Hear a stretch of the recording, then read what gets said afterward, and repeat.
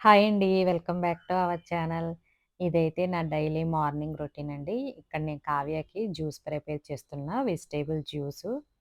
కంపల్సరీగా డైలీ ఇంట్లో vegetable juice అయితే ఉండిద్దండి. ఉదయం వీళ్ళకి బాక్స్ ప్రిపేర్ చేస్తున్నా గదా! ఒకవేళ టైం ఉంటే ఎర్లీ మార్నింగ్ చేసేస్తా. లేకపోతే వాళ్ళకి బాక్స్ ప్రిపేర్ చేసిన తర్వాతైనా జ్యూస్ మాత్రం చేస్తాననమాట. ఇక్కడ నేను కీర, టమాటా ముందే మిక్సీ వేసి తర్వాత బీట్రూట్, క్యారెట్ అయితే వేస్తున్నా.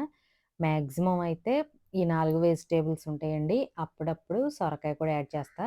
సొరకాయ కూడా వేసుకున్నా గూడా టేస్ట్ అయితే ఏమీ మారదు, బావుండిద్ది. ఇంకా ఇలా తాగేటప్పుడు మాత్రం చక్కగా లెమను, కొంచెం హనీ అయితే యాడ్ చేస్తాను. ఇంకా చాలా వీడియోస్‌లో మీకు అన్నీ ఎలా వడకట్టాలో చాలా వీడియోస్‌లో చూపిచ్చా గదా! ఇక్కడ సింపుల్‌గా అయితే ఇంకిట్లా ప్రిపేర్ చేశాననమాట. జస్ట్ ఒక్క 10 నిమిషాల్లో అయితే జ్యూస్ ప్రిపేర్ అయిపోయిద్ది. ప్రతిరోజు చిన్న పిల్లలు, పెద్దవాళ్ళని కాదు, ఒక గ్లాస్ తీసుకుంటే మన బాడీకి కావాల్సిన విటమిన్స్ అన్నీ అందుతాయండి. కాకపోతే మనకి టైం దొరక్క చేసుకోం గానీ, డైలీ ఒక గ్లాస్ తీసుకుంటే ఇంకా చాలామంది రక్తహీనతతో బాధపడుతూ ఉంటారు గదా! అటువంటి వాళ్ళకైతే బాగా పనిచేసిద్ది ఈ జ్యూసు.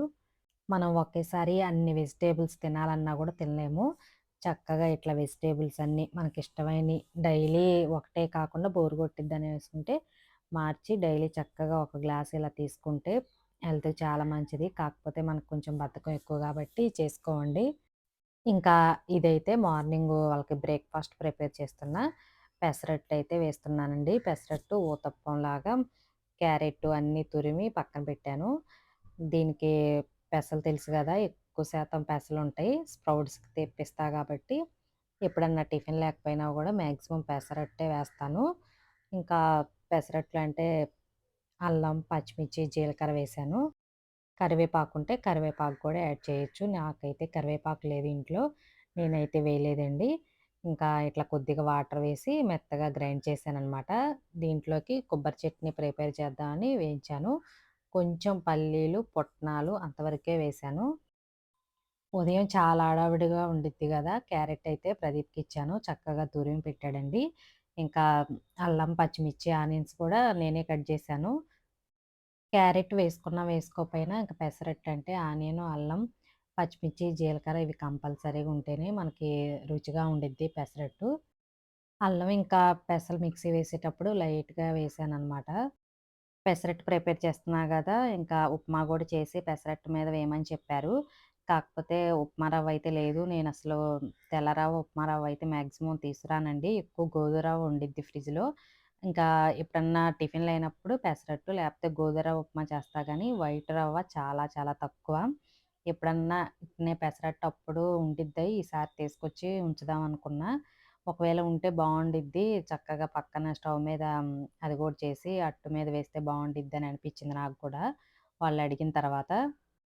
మా అబ్బాయికైతే ఈ పెసరట్టు ఉప్మా చాలా ఇష్టమండి. నేనెప్పుడన్నా ఊరెళ్ళినా గూడా, లేకపోతే హెల్త్ బాగోపోయినా బయట టిఫిను కావాలంటే ఇంకా తన ఆప్షన్ ఇదేననమాట. ఉప్మా, పెసరట్టు బాగా ఇష్టం. ఇది డే బై డే ఇంట్లో ప్రిపేర్ చేసినా కూడా వద్దు అని మాత్రం అనడు. చాలా ఇష్టం తనకి పెసరట్టు. కావ్య అయితే జ్యూస్ తాగింది. తర్వాత టిఫిన్ చేస్తానంటే మాస్టర్‌కి, ప్రదీప్‌కి టిఫిను వేశాననమాట. వాళ్ళింకా ఆఫీస్‌కి, కాలేజీకి వెళ్ళాలనేసి. ఇంకా కొబ్బరికాయ గూడా ఉందండి. పచ్చి కొబ్బరి. కొబ్బరేసి మంచిగా చట్నీ చేసి తాలింపయితే వేశాను. కర్రీ అయితే కాకరకాయ చేయాలి. ఇవి పల్లెటూరు నుంచి వచ్చిన కాకరకాయలు, నాటు కాకరకాయలు. చక్కగా ఉడకబెట్టి మజ్జిగలో చేదనేది కొద్దిగా తగ్గిద్దనేసి, ఇంకా మజ్జిగలో వేసి ఉడకబెట్టి కాకరకాయ ఫ్రై అయితే చేయాలండి. ఎక్కువ శాతం సన్నగా కట్ జేసి కాకరకాయ కారం ఎక్కువే చేస్తాను. ఈసారి అలా చేయలేదు. ఇవన్నీ పైనున్న చిక్కు తీసి ఇట్లా వాటర్‌లో వేశాను. 2, 3 సార్లు కడిగేశాను. ఇప్పుడు మజ్జిగలో ఉడకబెట్టుకోవాలి. పైనున్న చిక్కంతా ఇలా తీసేశాను. ఈ కాయ అయితే కొంచెం పాడైపోయిందని పక్కన పడేశాను. ఇప్పుడు హాఫ్ లీటర్ వరకు మజ్జిగ తీసుకున్నాను. దీంట్లో పావు టీ స్పూన్ వరకు సాల్టు, అలాగే పావు టీ స్పూన్ పసుపు, పసుపు వేసా కదా! ఇట్లా ఒకసారి కలిపేసుకొని మనం మంచిగా వాష్ చేసి పెట్టిన కాకరకాయ వేసుకోవాలి. ఇప్పుడు కాకరకాయలు మొత్తం ఇట్లా వేసేసాను మజ్జిగలో. మూత పెట్టేసుకొని నీళ్ళన్నీ ఇనికిపోయేంత వరకు చక్కగా ఉడికించుకోవాలి. ఇలా మూత పెట్టేశాను. ఇప్పుడు దీనికి కావాల్సిన కారం ప్రిపేర్ చేసుకుందాం. వెల్లుల్లిపాయలు పొట్టు తీయాల్సిన అవసరం లేదు. పొట్టుతో సహా వెల్లుల్లిపాయలు, 1/2 టీ స్పూన్ వరకు జీలకర్ర, సాల్ట్, కారం తీసుకున్నాను. ఇప్పుడు ఇవన్నీ కలిపేసి చిన్న రోల్ ఉంది కదా దాంట్లో దంచితే బాగుంటుంది. మిక్సీ వేయటం కన్నా కూడా రోల్ ఉంటే రోట్లో దంచుకుంటే బాగుంటుంది. ఇప్పుడు నేను అవన్నీ ఉడికేలోపు ఇవి చిన్న రోట్లో వేసి దంచుతాను. ఒకసారి మూత తీసి చూపిస్తాను. చూసారా ఎలా కుక్ అవుతున్నాయో? కాకరకాయలు మొత్తం బాగా సాఫ్ట్గా కుక్ అయిపోతాయి. ఈలోపు నేను చిన్న రోలు ఉంది కదా దాంట్లో ఫస్ట్ వెల్లుల్లిపాయ, జీలకర్ర మెత్తగా దంచిన తర్వాత ఉప్పు, కారం కూడా వేసాను. ఇంకా కాకరకాయల కారం అంటే మనకి ఎక్కువ కారం ఉంటేనే టేస్ట్ బాగుండిద్ది. కారం అంటే మంట ఉండిద్ది కదా, ఎక్కువ వెల్లుల్లిపాయలు వేసుకోవాలి. అప్పుడే మనకి కారం తిన్నా కూడా మంట లేకుండా ఉండిద్ది. కొంచెం నెయ్యి వేసుకున్నా కూడా బాగుండిద్ది. నెయ్యి లేకపోయినా కూడా ఇట్లా కాకరకాయల కారం డైరెక్ట్గా తిన్నా బాగుండిద్ది. ఇంకా ఇవైతే సాఫ్ట్‌గా ఉడికిపోయినాయండి. పూర్తిగా చల్లారిన తర్వాత మధ్యలో ఘాట్లా చేసి స్టఫ్ చేశాను వెల్లుల్లిపాయ కారం. ఎక్కువ శాతం అయితే చక్రాల్లాగా సన్నగా కట్ చేసి అవి ఫ్రై చేసి పక్కన పెట్టి తర్వాత ఇట్లా చేస్తాను. ఇవి చేదున్నాయి అనేసి ఇట్లా ఉడకబెట్టాను. కొంచెం సాఫ్ట్‌గా వస్తాయి.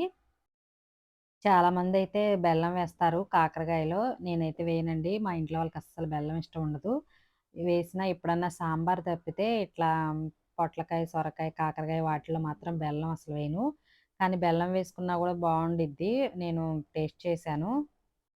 ఇవైతే చూసారా మంచిగా ఎర్రగా వేయించాలనమాట. ఉల్లిపాయలు రెడ్‌గా వేగిన తర్వాత ఇంక ఈ స్టఫ్ చేసిన కాకరకాయ కూడా వేశాను. ఇప్పుడు ఇవి మజ్జిగలో ఉడకపెట్టాం గదా! నూనెలో గూడా బాగా రెడ్‌గా వచ్చేంత వరకు వేయించిన తర్వాత, ఇంకా మిగతా వెల్లుల్లిపాయ కారం ఉంది గదా! అది గూడా వేసేసాను.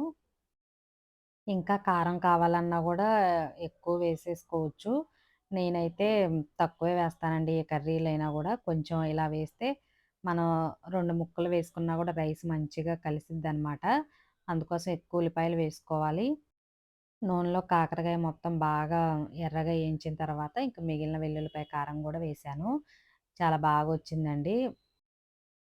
ఇలా చేసుకున్నా గూడా మనకి 4, 5 రోజులైతే ఉండిద్ది. తోటకూర చేశానండి. మా ఇంట్లో కంపల్సరీగా ఒక ఆకుకూర అనేది ఉండిద్ది. డైలీ కాకపోయినా గూడా వారానికి 3, 4 టైమ్స్ మాత్రం కంపల్సరీ చేస్తాను. దాంట్లో ఎక్కువ తోటకూర, గోంగూర ఎక్కువ వాడతాను. బచ్చల కూర అయితే ఇంకా పప్పనమాట. వేడి వేడి రైసు.